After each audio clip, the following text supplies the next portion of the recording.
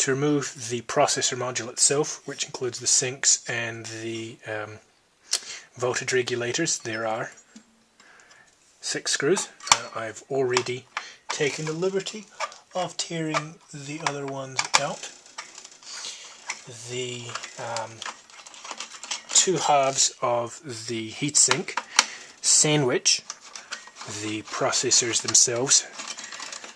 There are, let's just remove this, the other side, there we go.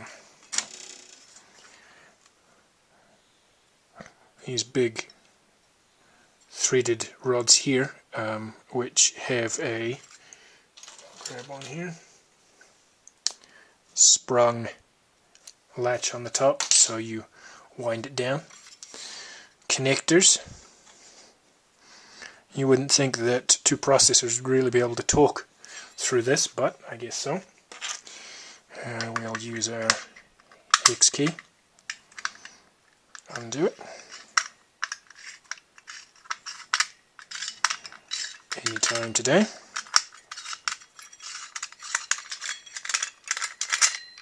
There she goes. We have voltage regulators, chokes for the processors. Actually, I'll pull the back off first. That should release the top.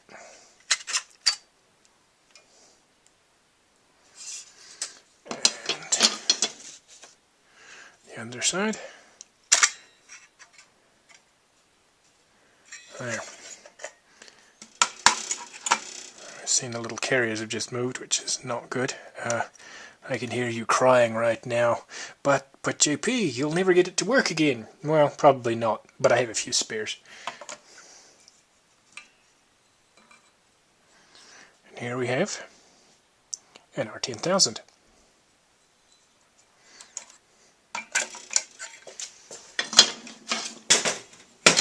Next, we'll have a look at the ASICs.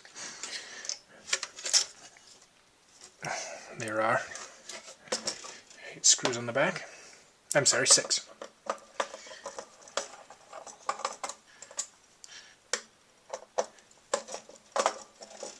And it's probably just going to drop completely off because I've already removed it once today.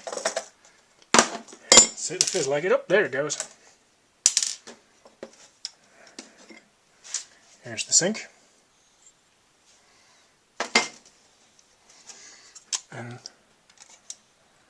those 2 beautiful ASICs. You can see them labelled. Bridge and heart. The heart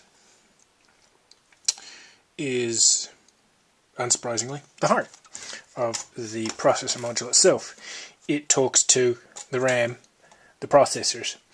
The heart and the system design itself is actually capable of having between 1 to 4 processors at any given time.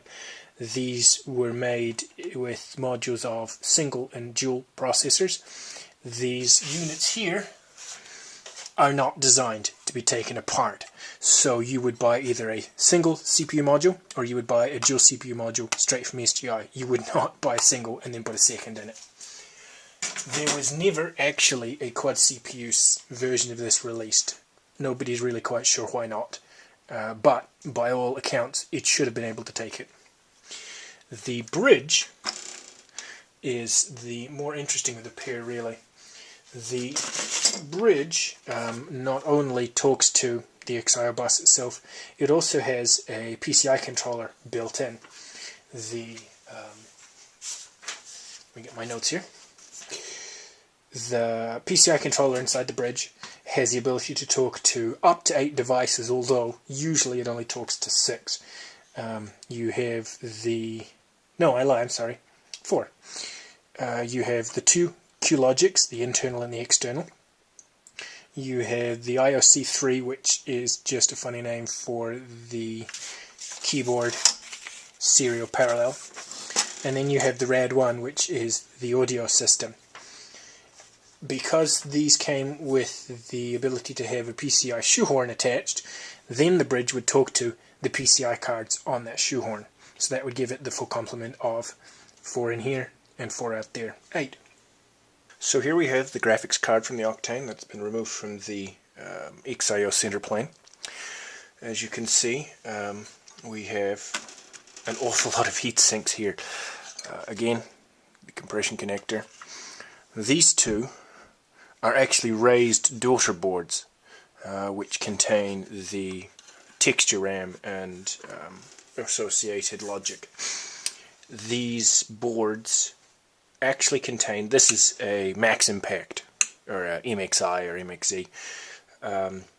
These boards are actually very similar to the Indigo 2 graphics sets. The chipset is effectively the same. It's called the Mardi Gras set, but obviously repackaged for the Octane and everything put on a single board. The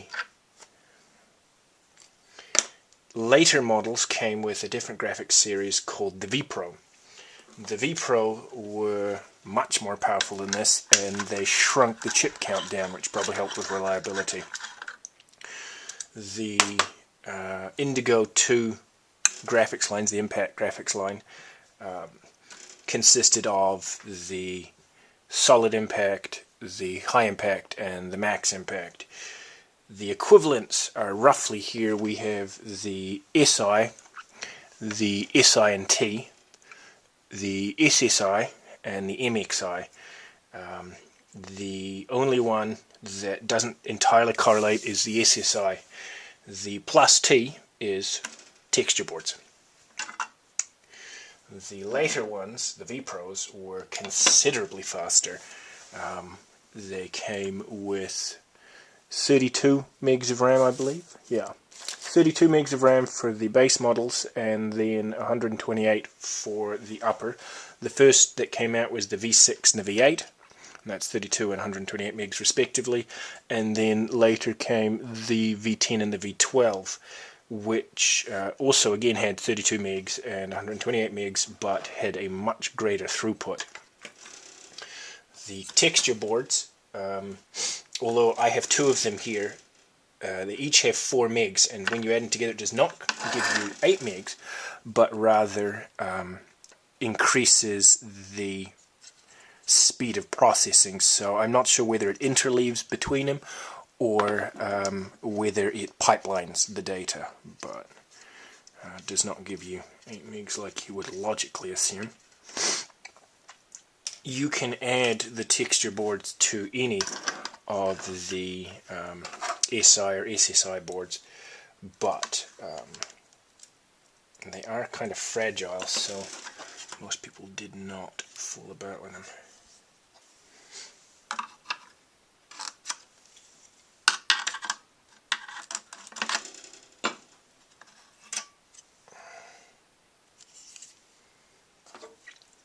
The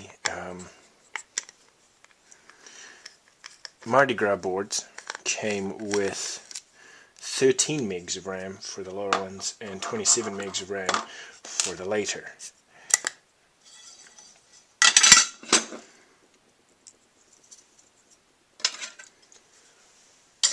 And then the final sink we're going to remove is this one.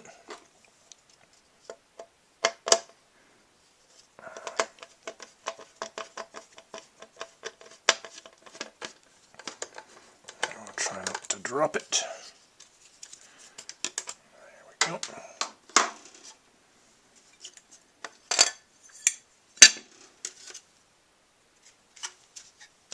There. So they are labeled ISD. These are GE, presumably Geometry Engine.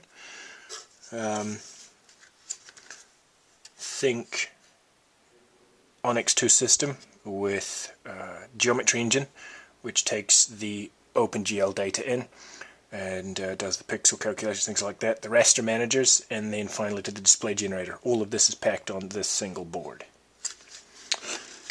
Shall we move on to the chassis?